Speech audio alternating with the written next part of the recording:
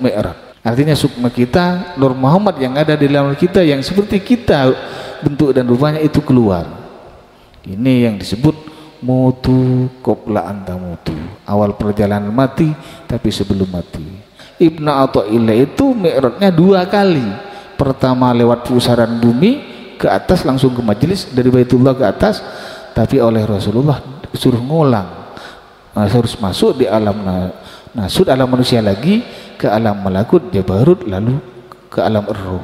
Ya Nabi salam alaika, ya Rasul salam alaika, ya Habib salam alaika.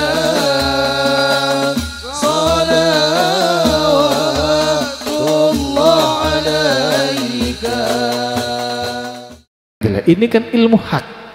Makanya kalau sampean dongeng, jangan dongeng kiai itu.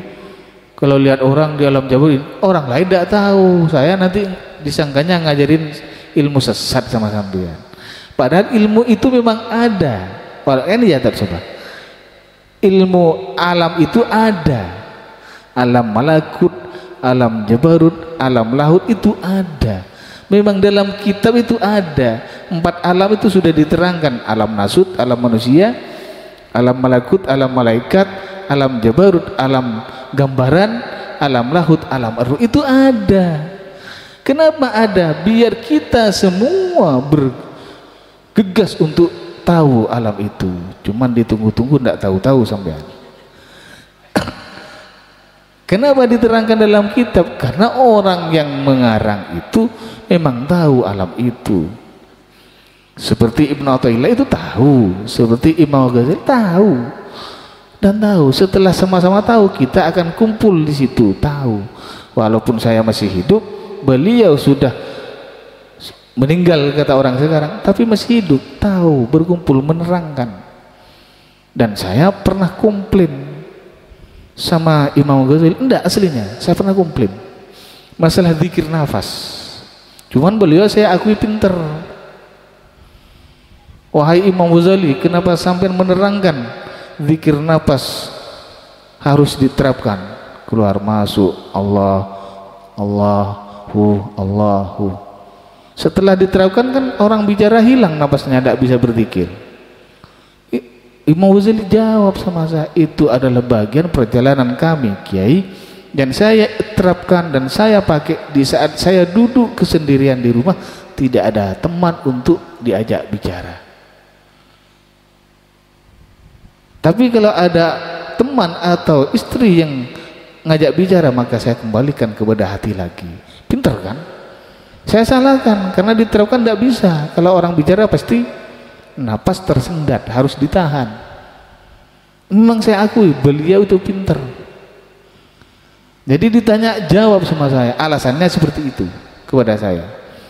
Pada waktu itu dalam kesendirian katanya di rumahnya, dikiranya keluar napasnya Allah, masuk ke dalam terus seperti itu. Kenapa ditulis dalam kitabnya? Karena mau ditulis gimana, wong itu perjalanan saya yang harus diketahui oleh orang banyak. Masalah orang tidak bisa meniru, salahnya yang mereka yang mencontohkan. Itu sama saya itu, karena saya itu pernah ngurus dan saya menemui. Makanya saya temuin Ibnu Athaillah, saya berjumpa juga. Enggak, aslinya Ibnu Athaillah itu Mi'rajnya 2 kali. Pertama lewat pusaran bumi ke atas langsung ke majelis, dari Baitullah ke atas, tapi oleh Rasulullah suruh ngulang. Harus masuk di alam nasud, alam manusia lagi, ke alam malakut, jabarut, lalu ke alam ar-ruh. Makanya itu lebih dalam ilmu tasawufnya dari yang Imam Ghazali pasti, walaupun saya tidak tahu kitabnya seperti apa, karena lewat dari perjalanannya itu sudah banyak akan mengetahui. Pasti lebih bagus dan sama-sama bagus, tapi lebih dalam pembahasannya punya Ibnu Athaillah pasti, karena dari perjalanannya itu yang saya lihat. Makanya orang-orang yang cinta Ibnu Athaillah ini harus jalannya 2 kali nanti kalau Mi'raj. Harus lewat Baitullah ke atas, atau lewat sini ke atas. Karena Ibnu Athaillah itu 2 kali perjalanan 2 jalan dilalui. Karena kalau masuk kepada pusaran bumi, membayangkan Baitul naik ke atas langsung sampean langsung ke majlis Rasulullah, ke alam ruh.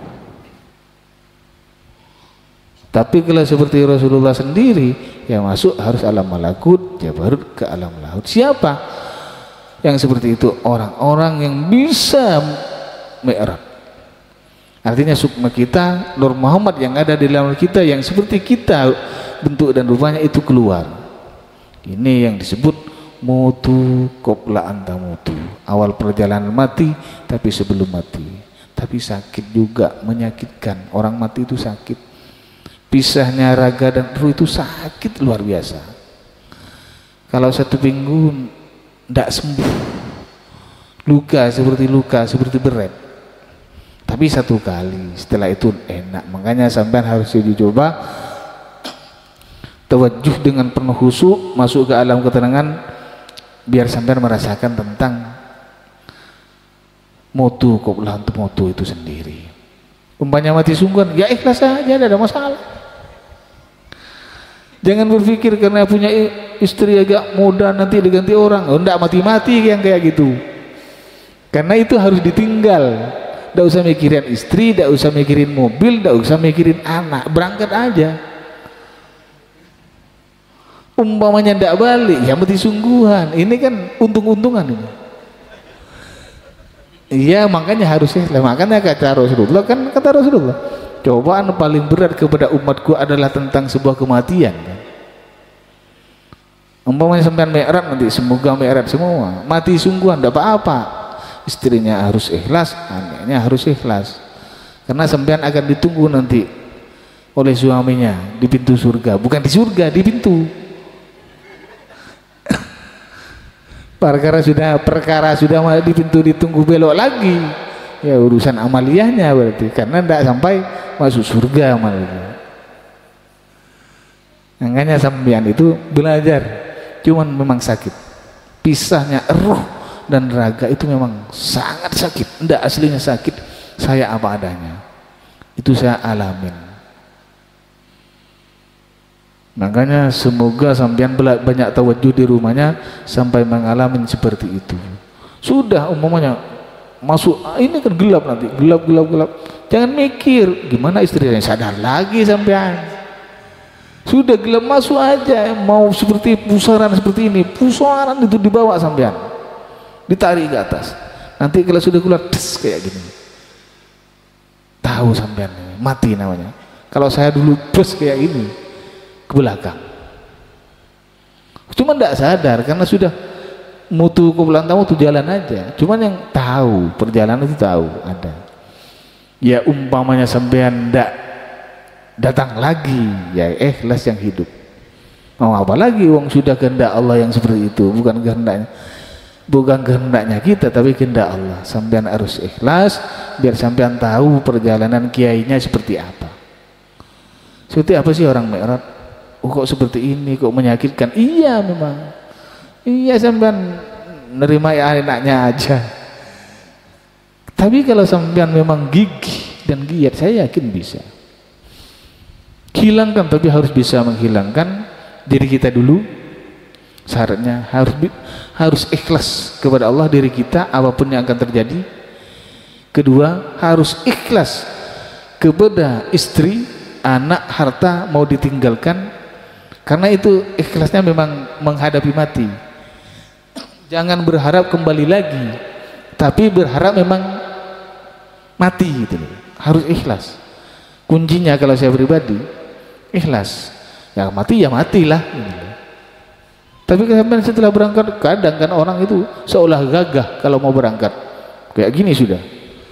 Mau masuk bicara, nanti kalau mati sungguhan siapa yang mengasih nafkah anak? Ya tidak bisa, sudah tidak makan mati. Karena sudah ingat pada duniawi lagi, tidak mati.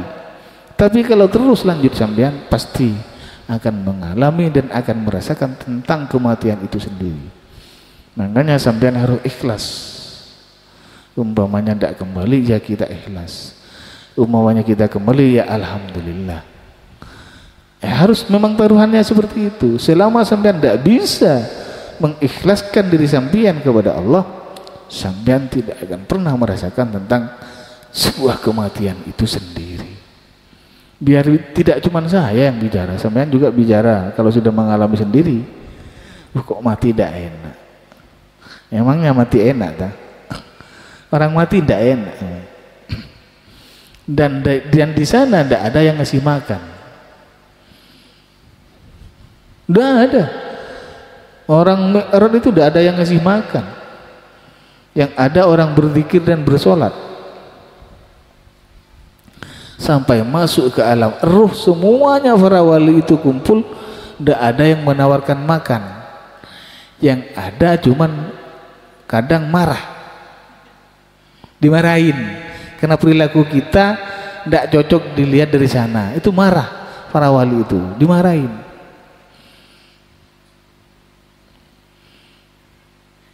Enak kalau cuma dimarahin orang wali kan enak, karena kita ingin diangkat derajatnya. Cuman mereka itu pasti marah, memperbaiki itu marah.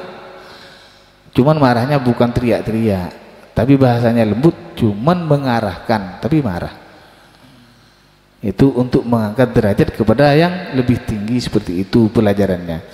Bukan seperti saya bicara di depan sampean 1 bulan 2 kali atau 4 kali. Di sana itu bicara 1 kali para wali, yang mau naik lagi keluar bahasa mungkin 6 bulan lagi.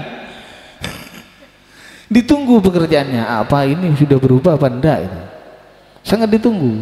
Tidak bisa, semakin kita tidak dikerjakan arahannya, semakin tidak dihiraukan. Ditunggu sampai kita sukses melaksanakan sebuah arahan itu sendiri. Iya, kalau sampean dipupuk sama saya terus seperti ini, sampai saya mengalami sebuah ketakutan, gimana kalau jemaah saya tidak kumpul seperti ini besok selalu. Makanya saya harapkan kepada kalian semua, selalu saya berharap dan selalu saya berdoa, semoga kita selalu dikumpulkan oleh Allah dunia dan akhirat.